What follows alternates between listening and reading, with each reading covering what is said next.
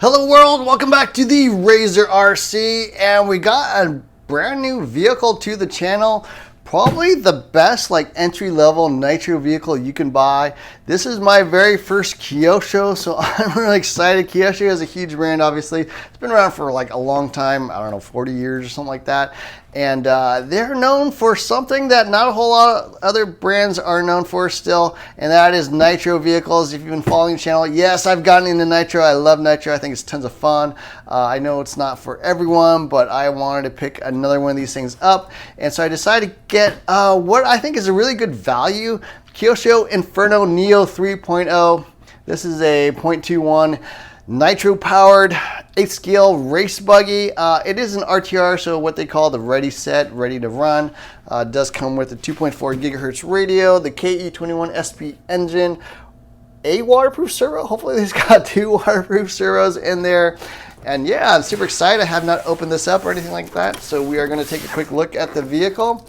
So it does come with this Synchro KT231P transmitter. I have never used one of those, so we'll see how that is. High torque KS503109MW, I guess metal geared servo, so 2 of those.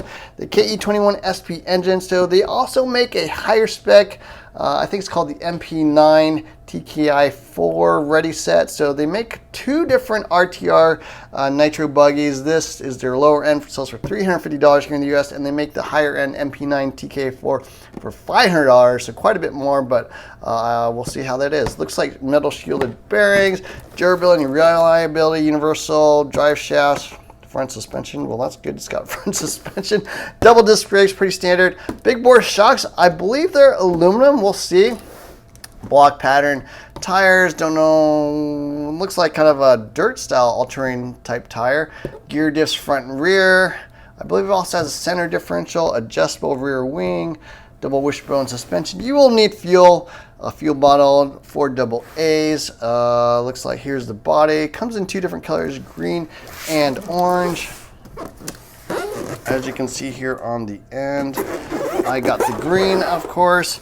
Everything again in Japanese there on the reverse. And yeah, that's pretty much it for the box. So let's take a look inside.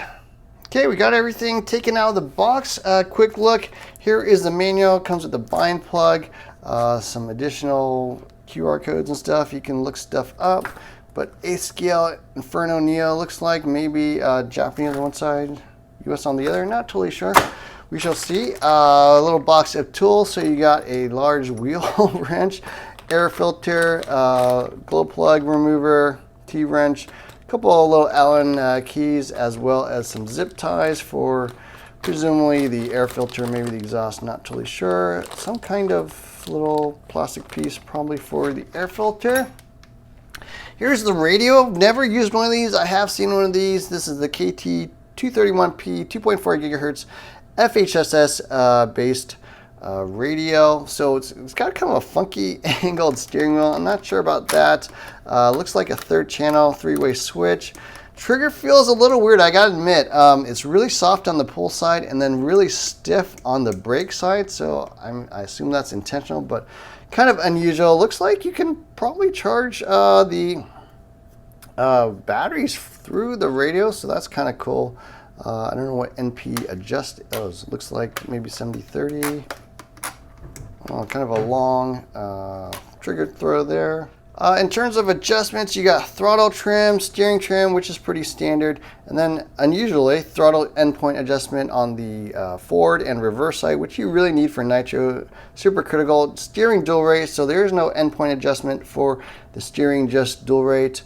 And then looks like a couple of LEDs, throttle reversing, steering reversing. So yeah, kind of interesting radio. No external exposed antenna, which is nice. But yeah, this thing's kind of weird with the trigger. Something I'll have to get used to for sure. Anyways, kind of a long throw as well. So yeah, that's the radio. And then here's the buggy itself. I think this is my first green car. I can't remember owning any green cars before. So from my understanding, this is based off the MP7.5, 7.5. So they did have a couple different versions through the years. This is the Neo, the 3.0. So it came out about a year and a half ago, I think, something like that. The 7.5 was a long-running Kyosho race buggy, been out for many years, so should be plenty of support for this vehicle still. Tires feel nice and grippy, actually very grippy. This is going to be crazy sticky on road. It looks like the receiver box, obviously your 2 servos, throttle side and steering side. Not sure what this is. Looks like some kind of holder there. Maybe does it? Maybe antenna tube. Not totally sure what that is for. Looks like center differential. It does have a plastic spur gear, so I did order up a steel spur gear.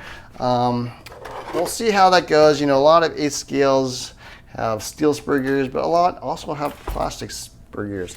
Aluminum shock tires look super thick up front. A cast piece, maybe 5 millimeters thick, and then a really thin rear piece, maybe 3 millimeters. So rear shock tire very thin, front one is quite thick. Shocks look like they're plastic with aluminum shock caps and aluminum adjusters, so kind of a combo plastic and aluminum shocks. Minimal bumper, of course. This is an 8-scale buggy. You don't want a huge thing sticking out that will, you know, nose plant into the ground when you land downward. Aluminum top brace, which is nice. Plastic braces down the middle. Blue fuel tubing. Nice aluminum exhaust pipes, so that is nice. A lot of vehicles come with plastic pipes. Nice to see actually an aluminum one. Obviously like a silicone or rubber connector. Pull start, of course, the KE21 SP engine. Looks like a decent carburetor. Little foam piece to plug the air intake until you actually mount the air filter. Receiver box looks pretty decent, so let's see if we can take a look inside the receiver box. Oh, it's got 2 different connectors. Oh, interesting. So you got one, I assume, for the battery connector. That's kind of cool. And then one for the receiver side. Oh no, that's the battery connector. So this must be the receiver side. Really nice. Wow, this is super awesome electronics box. That's the one I've ever seen with like flip-on lid. So yeah, we'll see how this thing performs.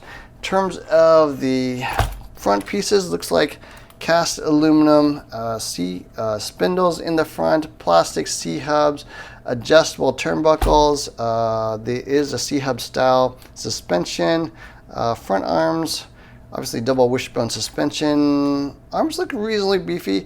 All Phillips hardware throughout, so you know, I guess that's something that would be nice if they actually had hex hardware, but Phillips will make do. Front looks like universals in the front, so they are at least captured. Rears look like dog bones in the rear, pretty standard. Suspension actually feels pretty good. A little soft in the rear, probably want to up the spring tension in the rear, but damping actually seems halfway decent. Fuel tank wise, looks like 125 cc's, I'm assuming. I think that's the maximum capacity for a race tank. Some other interesting details. Looks like there's no E-clutch, but it looks like kind of these captured collars, I guess, to hold the hinge pins in place. So that's really interesting. Never seen that before. No droop screws, so there are holes to actually add droop screws if you want them. Adjustable steering links, adjustable rear camber links, of course.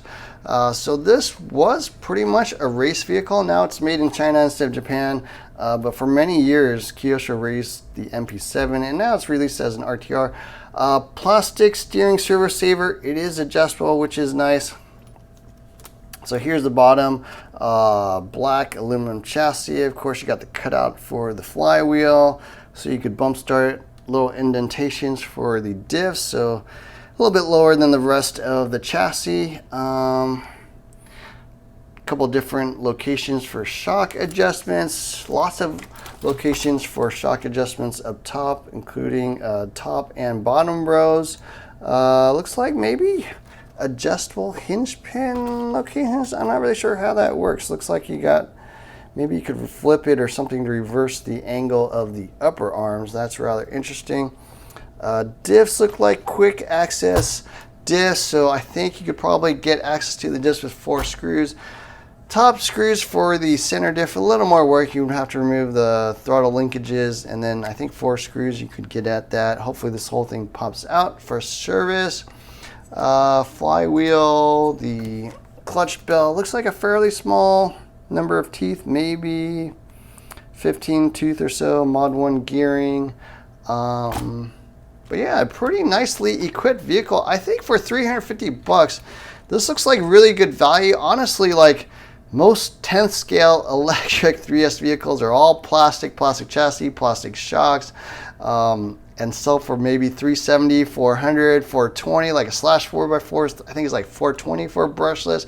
Armored Granite is like 370. So at 350 for an 8th scale Nitro, like reasonably well equipped vehicle, aluminum shock towers, I mean, it seems like a pretty decent vehicle. I think Nitro is making a little bit of a comeback. Obviously, it's not going to ever be as big as it was in the past, but you're getting more value, I think, with Nitro vehicles than you are with electric vehicles. Electric vehicles are just crazy expensive. 3S vehicles are all in the high 300s.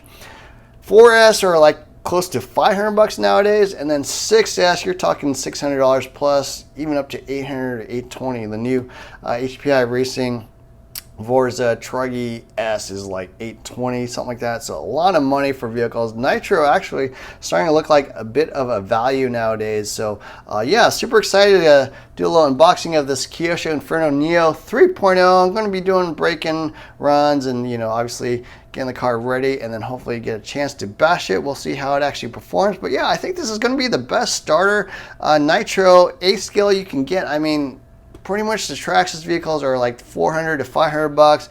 The HPI stuff is closer to like $700. I mean, they make some little 10 scale stuff that's around 500 bucks for 350 for this quality of vehicle. I think it's a slam dunk deal, and super excited to try this thing out. So anyways, hope you enjoyed this video. Don't forget to hit the like, share, subscribe, add notifications buttons. Look for more videos soon. Thanks for watching.